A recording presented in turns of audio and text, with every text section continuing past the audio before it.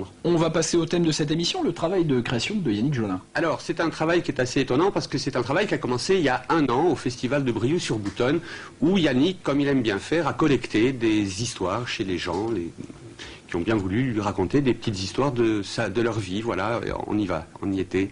C'était il y a quelques mois. Le spectacle va s'appeler Terrien. Mais en attendant qu'il soit un vrai spectacle, il s'appelle Labour. Ce qui paraît un peu logique, puisque pendant quelques temps, on va retourner cette espèce de terre-là. Vous savez qu'en plus aujourd'hui, vous êtes plus que des cobayes, puisque vous êtes aussi, normalement, des pourvoyeurs, des dealers d'histoire. Vous savez ça? Tu vois bien que là, sur les premiers collectages, on n'a pas vraiment de choses qui sont encore du domaine du fertile, quoi. C'est les labours, hein, oui, c'est ça.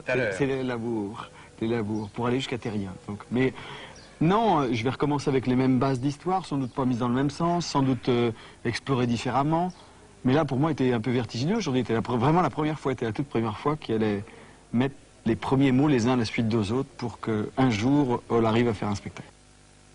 Voilà, alors c'était il y a 1 an. Depuis 1 an, on imagine, ça a bien évolué. Alors évidemment, Yannick a collecté donc toutes ces histoires, les a mis un petit peu à sa sauce, et il est en création depuis 15 jours maintenant, au Moulin du Roc à Niort. Nous y étions lundi, vous allez voir, c'est pas facile d'être conteur parce qu'il s'imprègne de toute une technologie extrêmement moderne. Vous allez voir, c'est étonnant. Ça paraît normal de voir. Mais quand on a été aveugle avant, alors après, ça devient formidable. Et moi, j'étais aveugle avant. Il a fallu qu'on m'ouvre les yeux, que je sois étoumzi, ébloui par la lumière et aussi anéanti.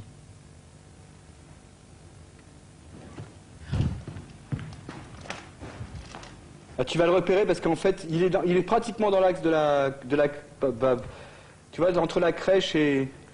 Je vais m'y mettre. J'ai Ça va se faire. 1 mètre de dévers, quoi. Hein? Forcément que ça demande une vraie technicité. Mais ces métiers, ce qu'on fait, c'est un métier qui demande vraiment une énorme exigence, qui demande Et en même temps, avec au bout, on n'est pas sûr que ce soit un spectacle réussi. On n'est pas sûr que ce soit un spectacle complètement convaincant. Parce qu'il y a cette part d'aventure, mais c'est un peu les trucs de Don Quichotte. Bobby part comme une fusée, escalade le mur, descend de l'autre côté. Il court, il court, il court dans la forêt sombre. S'égrossigne le visage, tombe, se relève, son gros cœur cogne, son gros cœur infirme. Il ne pleure pas, il ne pleure jamais.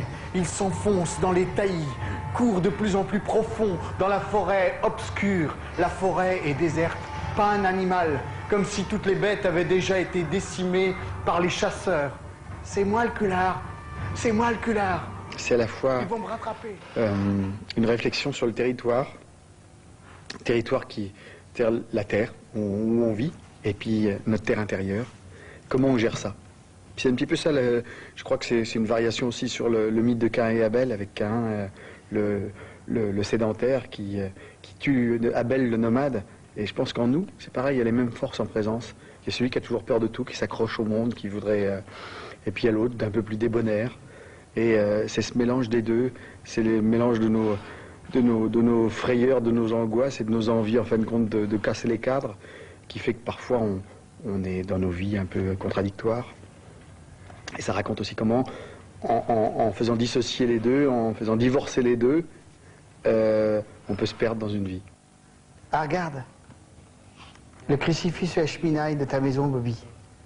Fais d'ordo, ma guenette, fais d'ordo, fais d'ordo.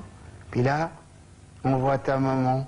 T'as une maman rien que pour toi, Bobby. Je reviens sur mes traces d'enfance, mais pas pour faire un inventaire de ma vie, mais pour en faire un objet qui aide à éclairer ce propos-là, quoi.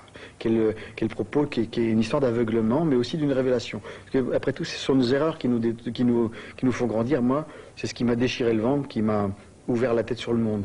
Et vu le trou du cul du monde, la Vendée, pleine de superstitions où j'étais au début, le fait d'avoir traversé ce que j'ai pu traverser après m'a permis de découvrir peut-être ce que j'étais moi, d'avoir plus d'estime pour ce que je portais moi. Est-ce qu'on le voit là? Bah oui, moi je le vois, mais je le sais. Puis, Mais sinon... pas caché derrière les crucifix. Si présent en bas, que le paradis commence au grenier. Je trouve intéressant d'utiliser la vidéo comme un cordon ombilical avec cette partie de nous qu'on ne laisse pas assez résonner et qui est tant utile dans le spectacle. Et je trouve que là, justement, le danger, c'était d'images plaquées, qu'on n'arrive pas à intégrer ça à l'intérieur de la dramaturgie. Et là, ça prend vraiment une belle forme, je pense. Quand on commence comme un conteur patoisant, on vient de loin. Et en même temps, moi j'ai toujours revendiqué cette idée d'avoir un propos vraiment le plus universel possible, tout en étant de quelque part, et tout en me posant les questions de quoi raconter et comment le raconter. Et les défis formels, moi ça m'a toujours botté ça. Et le fait d'aujourd'hui de se dire ce défi-là, d'utiliser de la vidéo, a priori ce qui est incompatible avec le conteur, qui est normalement quelqu'un qui donne à voir des choses.